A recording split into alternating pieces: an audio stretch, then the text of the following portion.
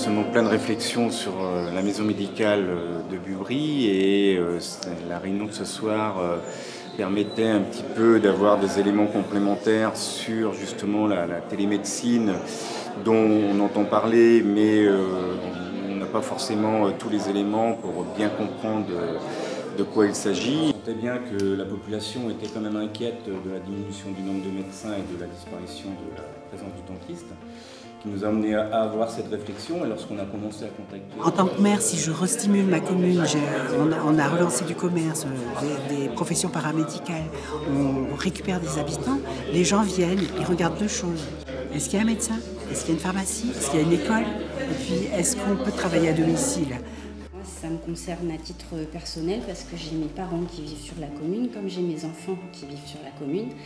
Et pour moi, pouvoir continuer à avoir des médecins et à être soigné dans de bonnes conditions, ça me paraît juste essentiel.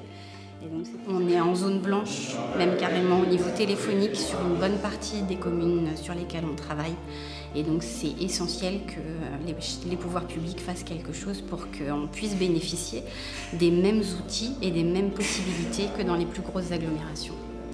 On rejoint du coup l'intérêt d'une maison de santé où les professionnels sont regroupés et où les pouvoirs publics vont peut-être plus facilement prendre en compte ce besoin de professionnels regroupés pour apporter l'infrastructure qui est nécessaire à cette communication. On a eu l'exemple qui a été donné par le maire de Plouay. Même pour aller voir un ophtalmo ou des choses comme ça. Nous on a des personnes aussi âgées à Plouay qui, c'est pas tout le temps évident d'aller dans les grands centres urbains comme le Nesté ou Lorient. Est-ce que c'est pas possible d'avoir une consultation à distance? L'idée c'est vraiment d'avoir une connexion entre tout le monde, le patient, le médecin généraliste et puis le spécialiste. Et là, avec la présence notamment de spécialistes du CHBS, ça nous a permis, en tant qu'élus en tout cas, d'avoir un meilleur éclairage sur ces questions-là et sur les éléments qui vont se passer dans le futur et qui paraissent être intéressants, grâce notamment au numérique et au développement de la fibre sur le territoire de Lorient Agglomération.